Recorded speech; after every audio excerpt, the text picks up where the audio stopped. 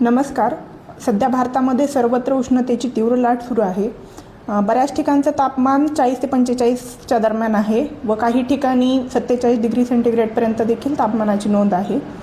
या दरम्यान उष्माघाताचा सर्वाधिक धोका असलेले लहान मुलांची तुम्ही काय काळजी घेतली पाहिजे याबद्दल आज आपण बोलणार आहोत. सर्वप्रथम लहान मुलांना 11 ते 4 या कडक उन्हामध्ये कोणत्याही कामानिमित्त किंवा खेळण्यासाठी घराबाहेर जाऊ देऊ नये. दुसरी गोष्ट म्हणजे आहारामध्ये पुष्कळ अशा द्रव पदार्थांचा वापर केला गेला पाहिजे, ज्यामध्ये ताक, लस्सी किंवा ORSचं पाणी तुम्ही वाढवायला पाहिजे. दुसरं म्हणजे कार्बोनेटेड ड्रिंक्स जे आहेत, स्प्राईट, कोकोकोला या पद्धतीचे कोणतेही दुकानातून मिळणारे कार्बोनेटेड ड्रिंक्स जे आहेत ते मुलांना देऊ नये.